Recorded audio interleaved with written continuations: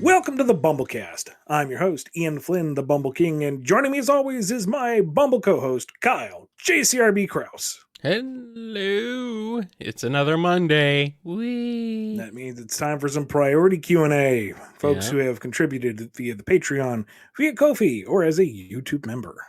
Yes, it's Garfield's favorite day of the week. So, and we're in good spirits. So we're gonna answer some questions, but you're gonna answer my question, Ian. Yeah, you're gonna tempt me to send you off to Abu Dhabi. So, well, will they put me to the coals too this time? Well, you know, it's the usual. Well, ordering up some of the usual here today on the BumbleKast. Let's ask this question from me. Do you hate Amy? Do you hate Sonic and Amy being a couple? Did you pair Sonic with Sally specifically to prevent Sonic and Amy from being together? Do you deliberately try to keep Sonic and Amy apart because you hate Son-Amy fans? Does not explicitly making a couple canon on the page prevent anyone from shipping whoever they want? Didn't you ask me this last week, but instead of Amy, you just said Sally? Bye. Don't go anywhere. We still have a show. Oh, okay, fine. Anyway, yes, pretty much. That's the joke. That right there should be telling. But no, I do not hate Amy. And I do not hate the Sonic Amy couple. It's cute, and it really doesn't get the exploration it should, to be quite honest. And it's not going to change in the near future, as far as I can tell, which is disappointing, but that's beyond my control. Like, the whole... I freaking hate this shipping war nonsense, but like the Sonic Sally pairing was baked in from Sad AM, which the comic took its cues from. Amy was a virtual non-entity at that point. Yeah, there was Sonic CD, but that was it, you know? And heck, the English version manual localized Amy as Princess Sally. So what does that tell you about brand consistency? Yeah. But, you know, keeping everyone happy in that regard is impossible. So, I don't know. When I came onto the book, Sonic and Sally had just, well, not just, it had been, God, what, 2 years? They had a nasty breakup, and nobody was happy with it. So one of the objectives I had was to fix that. And you need to rebuild. You can't just say, oh, we're over it now.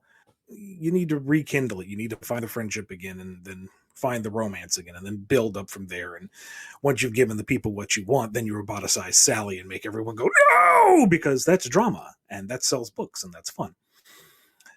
Getting Amy into that mix is weird, because we couldn't really ever have her hook up with Sonic because they aren't that in the games, but her affections are there, so you can't really ignore it. And unfortunately, it was the driving force of her character for much of the 90s into the early aughts, and taken to extremes with Heroes in Battle. So if we had the Amy we have today back then, it'd be a very different story. Heck, if we had the relationship with Sega back then that we have today, it'd be a very different story. But it is what it is. I did my best. And for those who I was able to entertain, I am happy to do so. And for those who were discontent, I am sorry.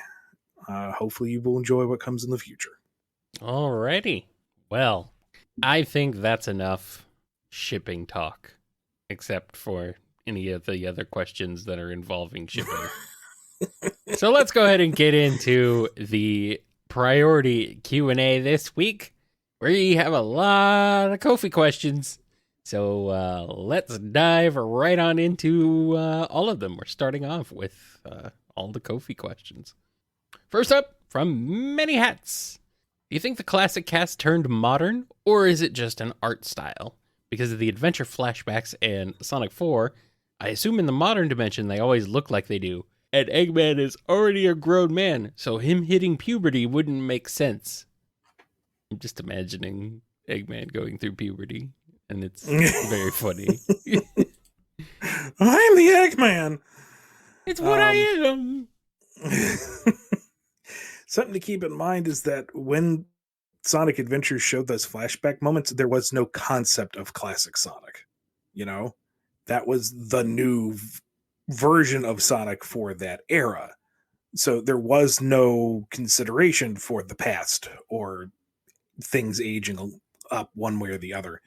Even the idea of there being any kind of continuity between classic era and modern era and where is the timeline split and is it another dimension and all that stuff is all very new and not very concrete. So moving forward, I think there's going to be an effort to consolidate and smooth and rationalize, but not everything is going to fit. Mm-hmm. It's been 30 years of doing what makes sense at the time with not a lot of long-term planning. I mean, you can argue that's a bit different when you go from like the SA2 to Heroes to Shadow, etc. But even then, like what we've heard from internally, that when Heroes was in development, there was a debate on whether or not Shadow was alive from the end of SA2. Mm-hmm. So some of this you're just going to have to smile and nod along with and dial it back 5-10 years. And younger me would be screaming bloody murder. Yeah, I know. Death to loose continuity. How dare you? You work, you make it fit, you figure something out. And it's like, you can't. Sometimes you just gotta go, yep, that was a pothole. Keep on rolling along. Yep. Well, you don't quite have the flexibility anymore that you used to, too. So, you know. Well, okay. Maybe in the comics, but also maybe in real life. I don't know. Oh, definitely not. Like, small aside here, but because, we still have the pandemic going on, I don't want to go to the gym. There's people in there that are sweating and breathing. They're gross. And you can't really go outside. It's freaking cold. Yeah. So I invested in Ring Fit Adventure for the Switch. Cool. And to its credit, it does allow you to make it so that it's very me accessible, shall we say. Low impact? Low impact. Okay, good. And it's very good about prompting you to stay hydrated and not push yourself too hard. It's like just doing is the achievement. Don't go too far and such. But Kyle, my knees sound like pepper grinders. Oh, no. I am making all sorts of old man and fat man noises as it goes, here, do these twists. And it's like, no, please stop. But it's very polished. It's a lot of fun. And it's very good at what it does. It gets you moving, and it takes some of the monotony out of just basic aerobics. So if you're at home and you want to move, then I would recommend it. Cool.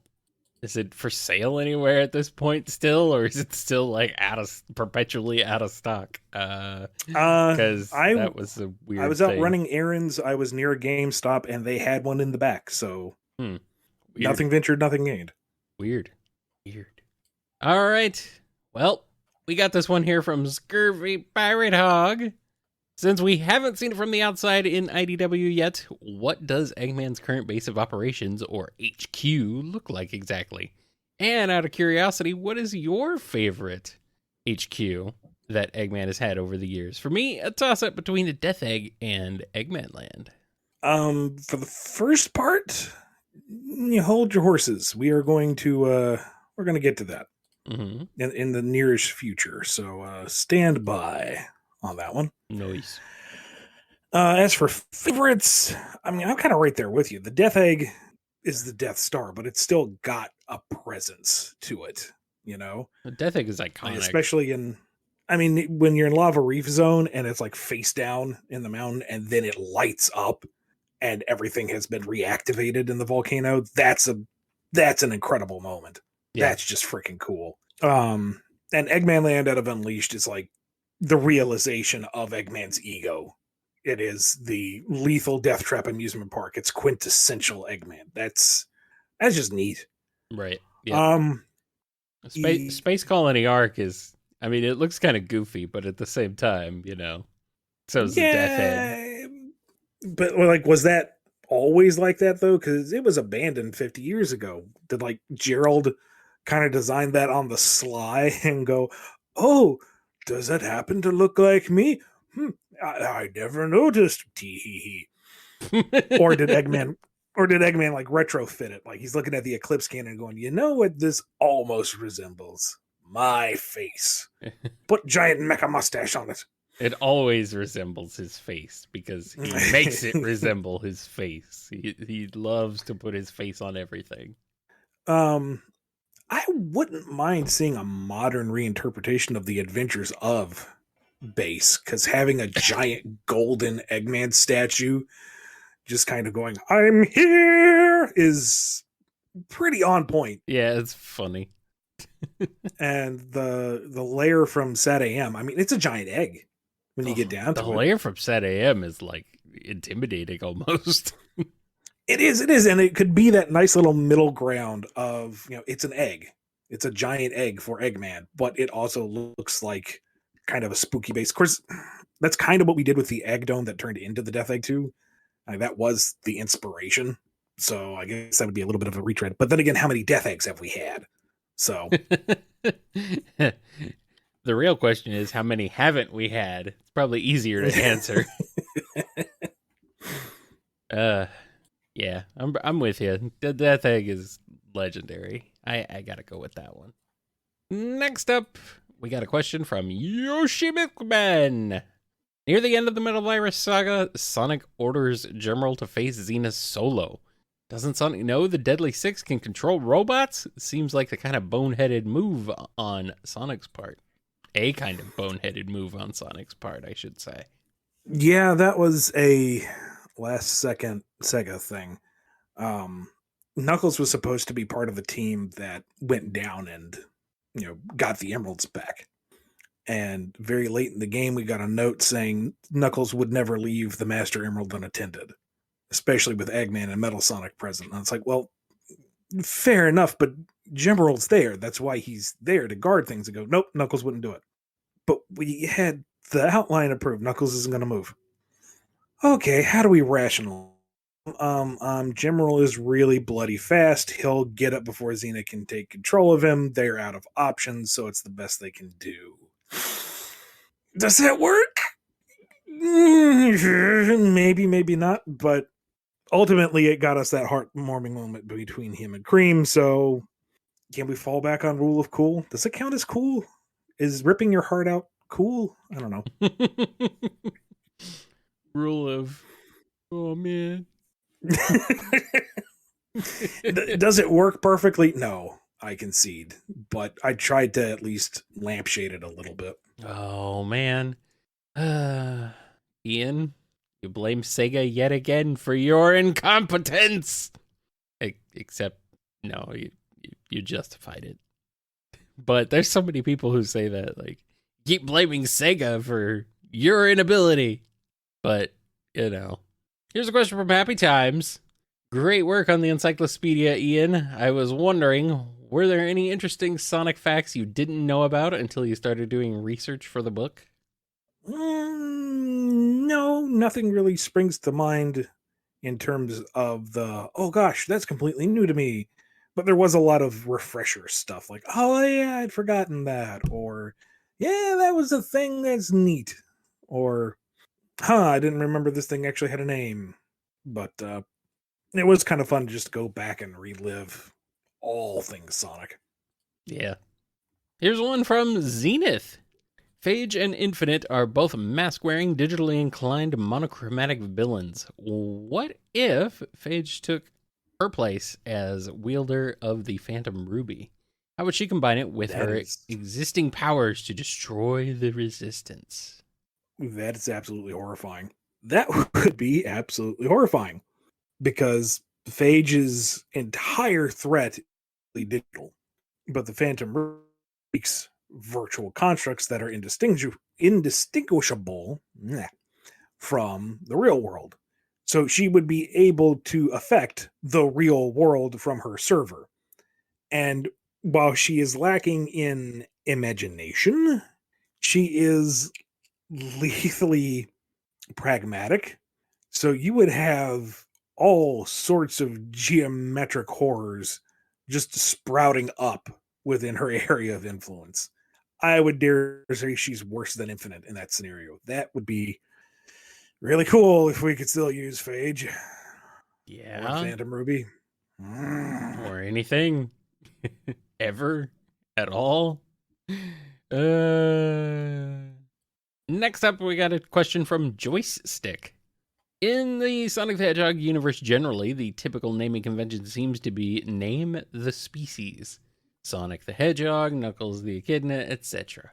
With some exceptions, Amy Rose, Miles Per Hour, Dr. Starlight. Are any humans within the world known as Name the Human? I don't think so. Although Sonic Man might come close. Because he's not just Sonic Man. He's Sonic Man, the legend. Sonic the Man, maybe. Professor the Pickle. I don't know. Yeah, something like that. I like it. Here's one from Idaria. Hi, Ian and Kyle. While impatiently waiting for Imposter Syndrome number 3, I got curious about one thing. If I understood correctly, Kit and Surge were originally meant to debut alongside Starline before being pushed aside due to having too many characters introduced at the same time. It brings a question. In the original pitch, were Kit and Surge always meant to be enhanced underlings of Starline, or would they have been on more equal footing as 3 loony Eggman fans? Would there have been an Eggman fan club? Nah, the original intent was Imposter Syndrome pretty much as you're getting it, plus Metal Virus. Ooh, And you can see why that's too much. that's beefy. Yeah, that's a lot. Yeah, no. So that's why we cut that idea very, very, very early on, because it's like we can't do Surgeon Kit Starline properly and all this other stuff. Yeah. Let's just focus on Starline. Smart idea. Now, I know there's been confusion about this sort of stuff in the past. This doesn't mean that there's like a long lost script somewhere or a full on pitch document of what could have been. This was the early idea. This was like a paragraph, maybe. Mm-hmm. And then that got cut out and we revised. There's no missing issue or missing content. It was an idea that was scrapped. Right. That makes sense, I guess. Here's a question from Enter the Gecko. In January's big podcast, you speculated that Sonic wouldn't tap into negative chaos energy by virtue of its nature. What is your concept of what negative energy is, however? Is it narratively the concept of wielding power? Alternatively, a force of nature in your grasp and with clear purpose versus letting it change you, even to the extent of becoming a raging amalgamation like the result of perfect chaos? Mysterious as his inception/base nature is, I suppose I'm also asking if by all circumstances chaos has to become that prophesized monster as the end result of attaining Chaos Emeralds. Now, this is my interpretation. So, grain of salt. Don't take this as word of God or anything. Too late. My interpretation is that when Chaos took the negative energy of the emeralds, he took them in a kind of yin-yang sense, in the destructive, wrathful, vengeful, sorrowful side of things. Whereas Supersonic took the positive energy, the desire to save everyone, the desire to end conflict and bring peace to chaos. And it's not like an electromagnetic positive negative poles type of thing, but in virtue of the morality. So when I say I don't think Sonic would take on the negative energy of the emeralds, I don't think he would be wrathful or vengeful or any of those negative driving forces. He would always be doing it for positive reasons. You know, even if he is ticked off or whatever, he's not the vengeful, destructive type. If he's going to act, it's for the greater good. And even up against someone like Infinite, who has given him every reason to be miffed, he's not necessarily going to be going for straight up shadow levels of vengeance. I know there's some dialogue in Forces that kind of contradicts this, but Forces did things with the story. Next question is from Speedweed. We're out of the Ko-fi questions and into the ones from our regular patrons. So I remember you mentioned a Mega Man X and Metroid crossover working well, and in that same vein, I gotta ask, how much mileage would you get out of Ravenbeak and Sigma teaming up? Depends on which incarnation of Sigma we're talking about. Like if we're X1, X2 Sigma, then this is a meeting of the minds, and arguably maybe mutually beneficial, because Sigma himself wants to evolve beyond just what Reploids are. He wants to obtain what X has. And Ravenbeak is also all about pushing people in all the all the worst ways to achieve their full potential. So I could, in that regard, they might actually team up and be like legitimate partners in crime, like not necessarily backstabbing anybody. It may come about anyway because Sigma at that point is ultimately kind of self-serving, and Ravenbeak is ultimately going for what he wants. So they'd probably come to blows eventually, but it wouldn't be quite the same inevitable blow up like with Eggman and Wily. Now, if we're talking late series Sigma, where he is barely a shadow of himself, like he is the virus and very little else, then that's just Ravenbeak finding a new toy to play with. It's a new thing for him to implement and use for his own means. Sigma doesn't really have much input at that point. Right. That makes sense. Here's one from Scruffy Met. Tangle versus Elastigirl. How does that fight play out? Oh, geez. You could say it stretches on for a long time. Ah! No. But Elastigirl by a mile. Easy. She's got the experience. She's got way more versatility in her abilities. Tangle would put up a decent fight, but nah. Elastigirl easily has her outclassed. Oh, yeah. Oh, yeah. She does. I see that. Radri is up next with a question. Is everything canon in Sonic because the continuity is a mess, or is it because people who work on Sonic officially don't want to offend anyone? Or both? And if it's both, does that mean the Sonic fandom dictates what is canon because capitalism? I mean, kind of D, all the above. I think there is an effort to clean things up a bit, but as I said before, not everything is going to fit. Not everything is going to be perfect. There was somebody who asked a question for a future BumbleKast about the placement of Sonic CD in the classic timeline, and my replies blew up with opinions, and it's like, there is an official answer, and it's coming, but it's not going to satisfy everybody. Sorry. It's just how it is. Right. Yeah. Here's one from Godzilla. It's Restoration Karaoke Night. Who sings what? How does Sonic goad Shadow into singing? Does Omega just use autotune? What would Sonic's go-to song be? Who is actually the best singer amongst the cast? And why is it Whisper? And for fairness' sake, let's exclude the songs from the games. No! Well, you know, now it's hard. That is my crutch. Now it's hard. Now it's what hard. What am I going to do if I can't reference Sonic lyrical songs? Now it's hard. You have to reference Mega Man lyrical songs instead. Well, then everybody's just singing the Megas. Is this a problem? Not necessarily, no. No, I didn't think so. I don't think Omega would be auto-tune. He just would be like synth wave. Monotone? Interpretive.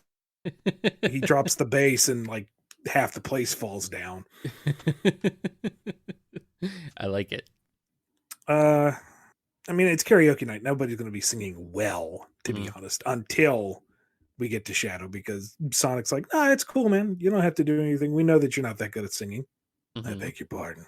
Uh-oh. I mean, that's why you're so... We lose again? No. I was saying uh-oh, because he's like... Because you're taunting him. Gotcha. I mean, that's why you're so quiet and you don't hang around anyone, because you can't sing. I'm the ultimate life form. I have the ultimate singing voice. Give me the microphone. And then he's good. I mean, he's but right. You have to really reverse psychology him into it. Whispers is kind of the same way. Only it's more of a, you have to convince her it's a safe space and everyone kind of has to leave the room and crowd around the door to listen. But she's in there. She's good. Yeah, I like it. All right. Well, with that, we're going to take a little bit of a break, and then we'll be right back with more questions on the BumbleKast.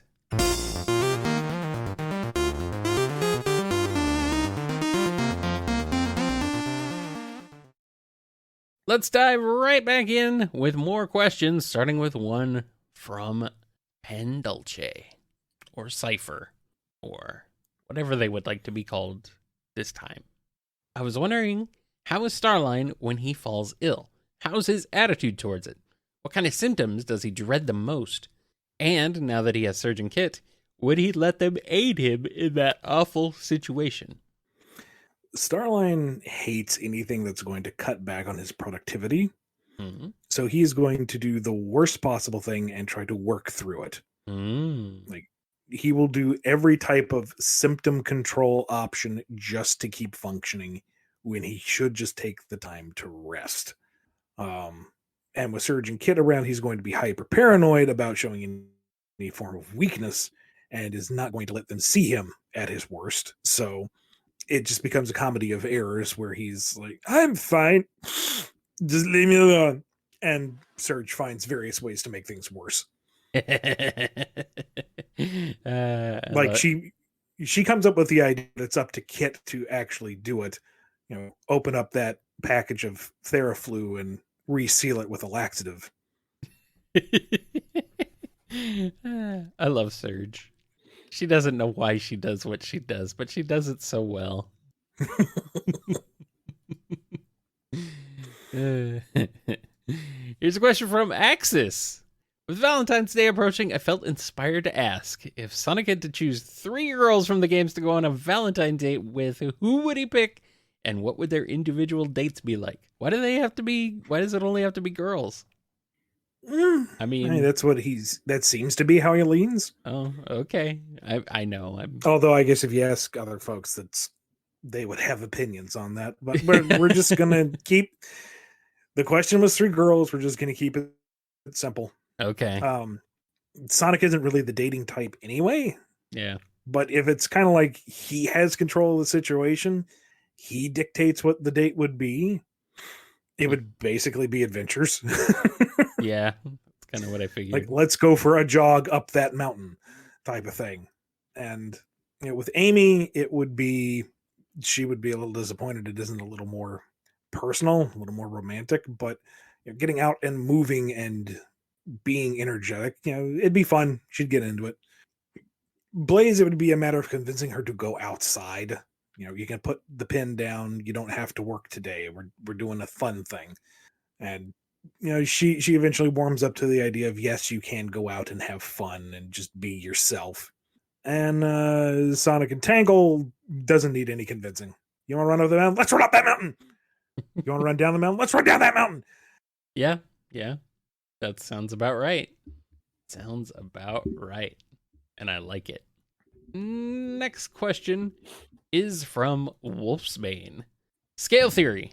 For those who don't know what that is, it's when game worlds, usually cities and towns, are scaled down to make it more approachable gameplay-wise. The game might only show 30 people, but in the lore, it's 30,000 people. Or it appears point A to point B is a short walk, but in reality, it's several miles. The only game I've seen this confirmed to be a thing is in RuneScape. But do you think this would apply to Sonic in any way? And if so, how? I think you have to apply it to like Station Square out of SA1. I think you have to apply it to quite a few games in general, but yeah. Yeah, I mean, you look at the map at SA2 and it's clearly interpretive. A lot of the maps, to be fair, like in the Advanced series, but like Sonic Adventure specifically, because you get the big CG shots of this, towering skyline, and Speed Highway seems to be a legit throughfare through the city. Yeah. And yet the Station Square hub itself is, 2 rooms. You've got in front of the city hall and in front of the train. So it's a bigger metropolis than that. But I think we can safely assume that there's way more to it than that. A lot of other Sonic games are like Heroes. It doesn't really matter. There's stages. You don't have to worry about the scaling issue there. Sonic 06, yeah, you'd have to apply that too, but part of that is that the cities are so empty that you just gotta imagine that somebody lives there. Right. Next question is from Andrew D. What are your hopes for the Sonic 2 movie and the potential future of the series? Are there any things in particular you'd like to see as ways to introduce characters? What movie numbers should adapt the games? Seems like the second film is somewhat adapting 2, 3, and Knuckles. So if that's the case, I'd love to see the third movie adapt CD and maybe even some elements from 4. There are so many classic games, but I can't really see some of the minor ones as priorities to adapt, unfortunately.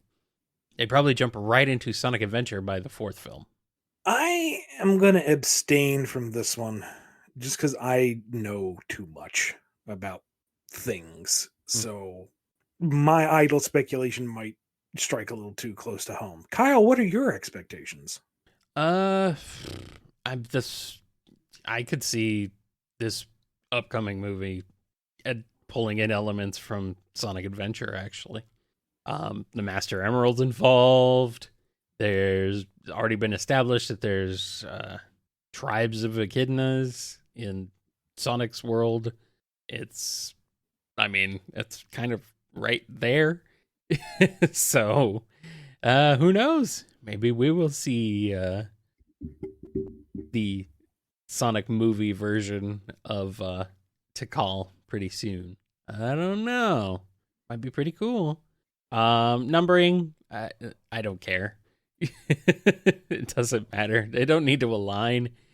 It's like, yes, we're only going to adapt the story of Sonic 2 for the Sonic 2 movie.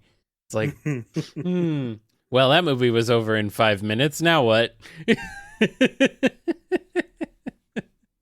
There's not much there, you know? I mean, there's some story, but what are you going to do? Just follow Sonic through all the zones? Ooh. Hey, old millennials, remember this zone? Isn't it cool?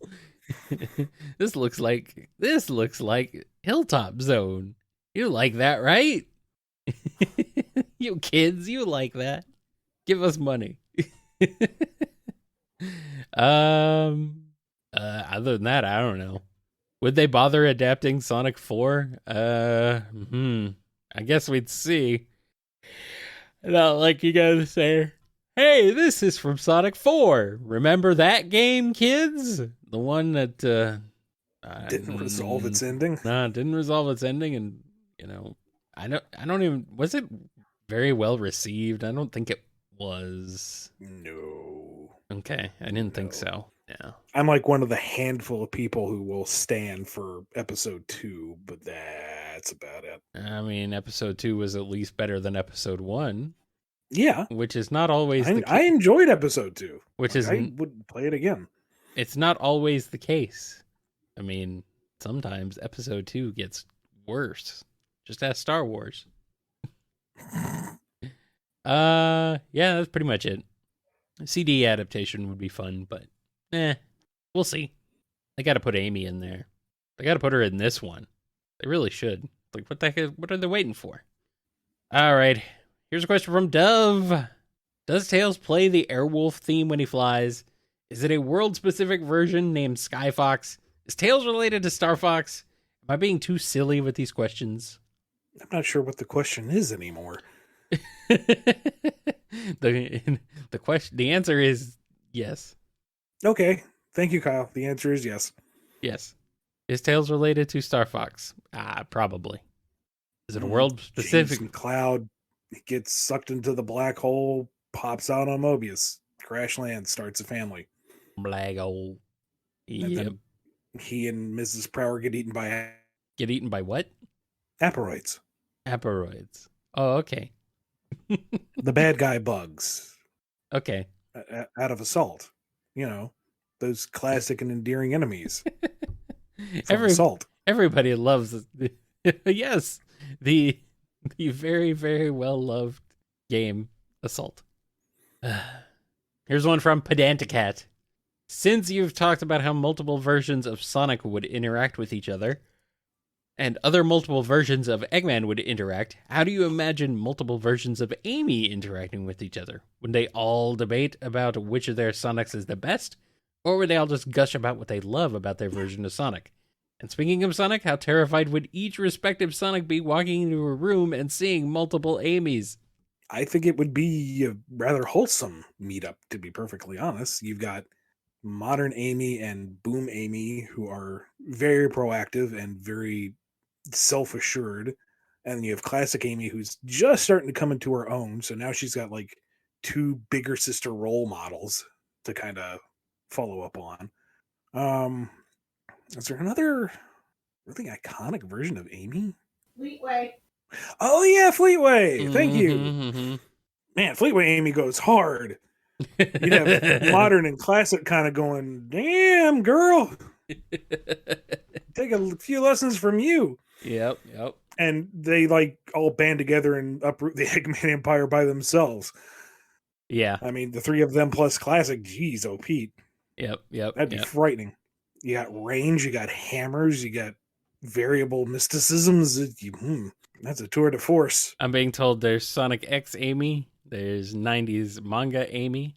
So oh yeah, how could I forget Sonic X Amy, which was kind of teetering on that borderline troubled Amy from the early aughts, but she at least still had elements of current modern Amy, which just makes this an even more terrifying flotilla of roses. Mm-hmm. I don't know a ton about the old manga Amy, but she's probably in the same classic. They're getting inspired by their elders here. Mm-hmm. And I don't know, current modern Sonic would be a little intimidated by such a show of force, but it's cool. They're rocking it. They're doing their own thing. Sit back and watch the show. They're gonna tear things up. It's kind of fun. Sonic probably would head for the hills. Classic Sonic has so little characterization, it's hard to say. Well, I mean, maybe some impatience over being fawned over. Oh, he's so cute. Look at how chubby Sonic used to be. Look at the widow boy with his widow shoes and just toe tapping and glaring. Yeah. That'd be very funny. Boom Sonic would definitely be, whipping out the folding chair and watching them just go scorched to earth on Eggman. Yeah. Modern Sonic would want to join in, and he's like, nah, dude, just grab a cold chili dog with me. Yep. I forgot that Amy is also in Lego Dimensions, so you have to have the Lego version. Is she that much different from I think she's modern Amy?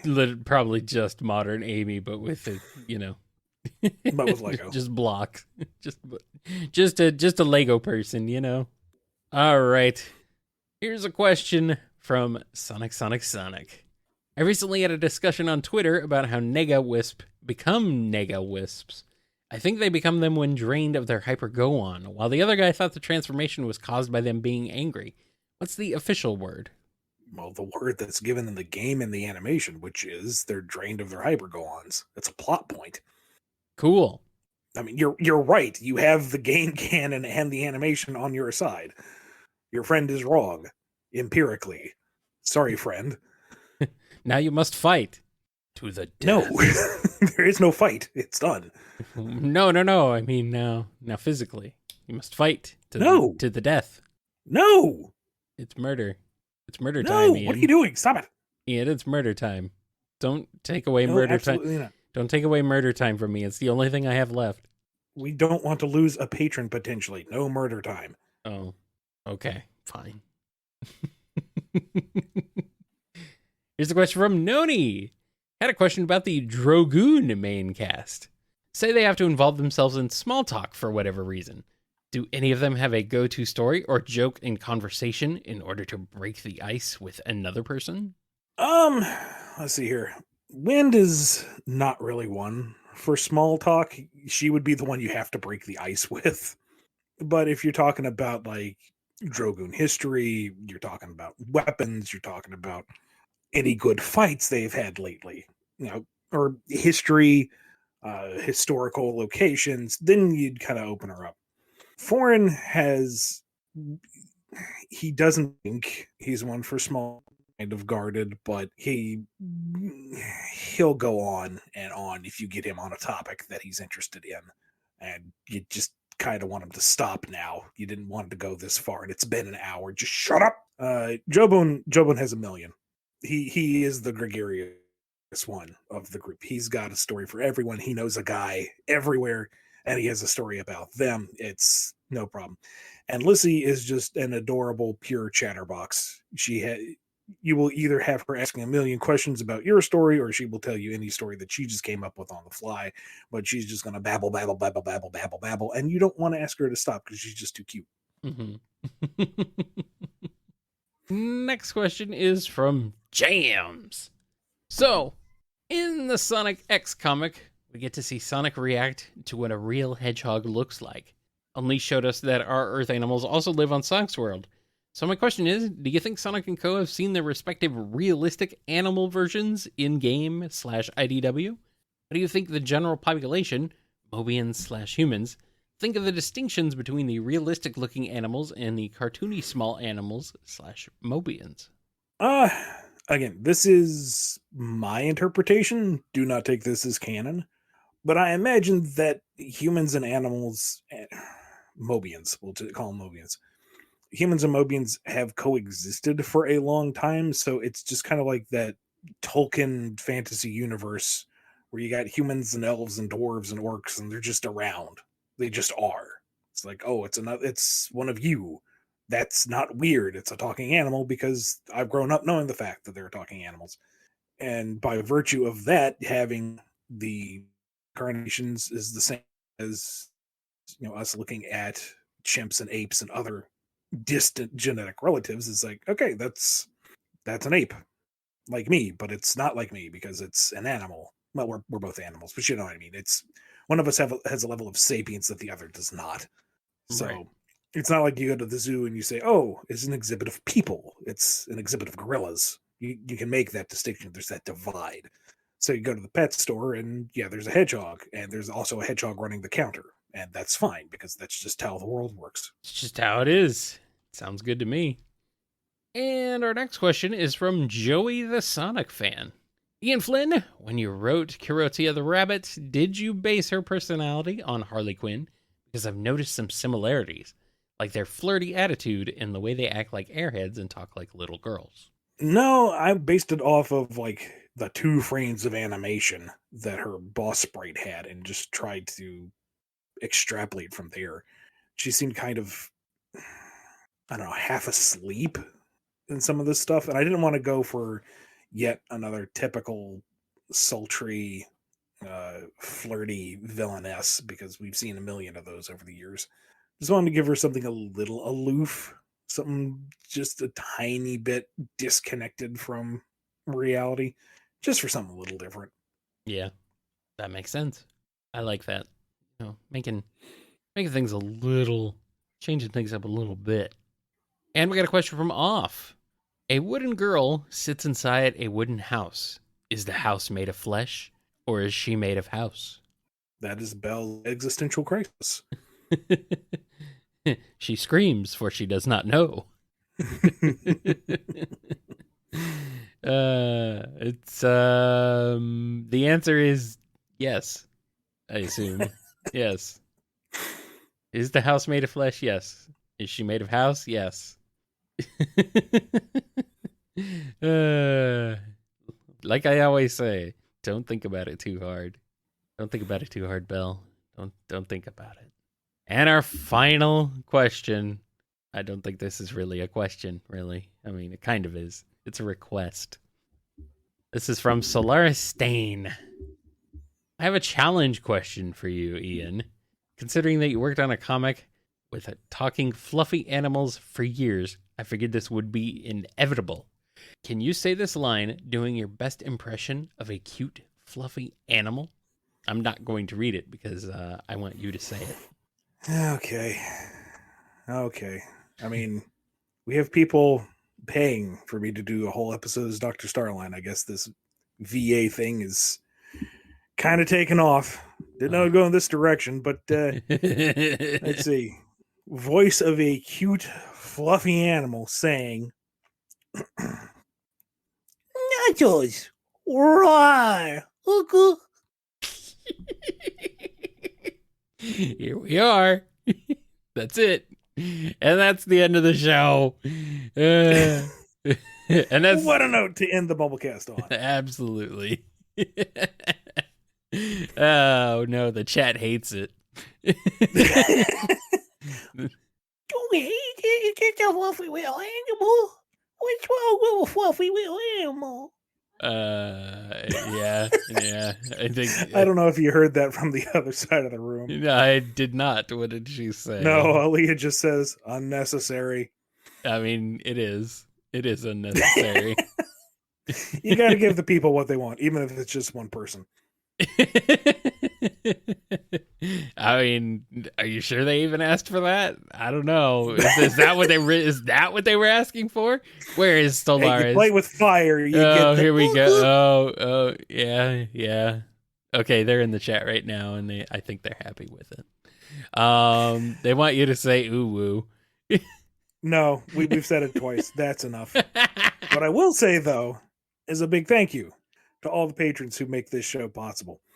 Thank you to Daniel H., Alex P., James K., John B., Jennifer R., Robotnik Holmes, Samuel P., Sam Cyber, Cat, Torchbound, Mike B., Coupling Crew 128, Duas Disden, DK, Andrew D., Dave M., AWF, that spells off, Salute Your Cat, Scruffy Matt, Chris A., J. Frost, Sony, John M., Noni, Hero of Light 13, Jib, Don B., Yami M., Lee H.K., Lisa M., Brian D., Chevelle, Piggybank, Blue Tidal Gamer, Tick Tick, Invade Turbo Tunis, Ben W., Fiona M., Final Neil, Sonic, Jonathan D., Ian, Dadler the Dalek, Chaos Universe, Sonic Legacy, Daniel B., Godzilla, Nemric, Pendanticat, Red the Supernamic, Dove, Pen Dolce, Joe S., Chad, Solaris Stain, The Name is X, Jennifer H., Preston M., Nathan J., Ava Arctic, Les, Alphamon or Yukon, Sapphire Scarletta, Chase L., Noah S., Axis, Patron Saint of the Chicken Nuggies, Saint Jerry, Ramen, Kojiro Highwind,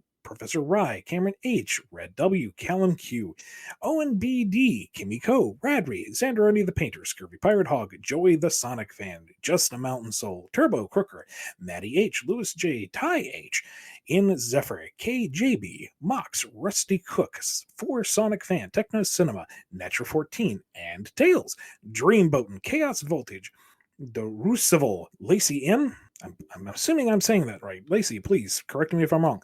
Unlikely Veronica, Mini Hats, Scurvy Pirate Hog, Yoshi Milkman, Happy Times, Zenith, Joyce Stick, Idira, and Enter the Gecko. Wow. Thank you guys so much for all your love and support. That list is massive. Like, over 100 patrons crap. And Ko-fi supporters. Amazing. You guys are blowing my mind. I never thought we'd have this many people. Like, I mean, I remember when it was like 5 people in our Discord. 5 active people, at least. I think there were a few others, but, like, actually, hold on. It might have been only like 4 active people in our Discord. It would have been me and 3 others. Yeah. The early days. And it's all thanks to you people. Yes. Thank you very much. That's going to wrap us up for this priority Q&A. We for the standard Q&A, and then Friday for another special guest episode. Until then, be good to yourselves, be good to each other, and we will see you next time on the BumbleKast. Nice.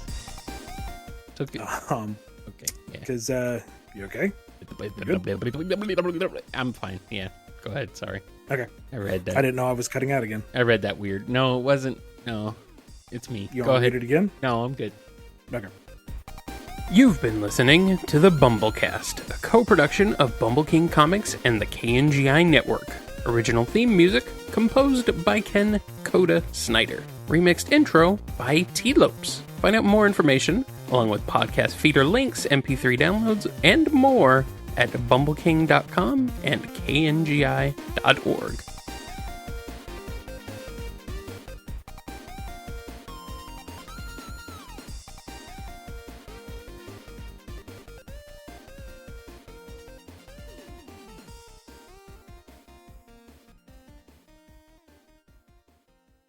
Were there any interesting Sonic facts you didn't know about until you started doing research for the book?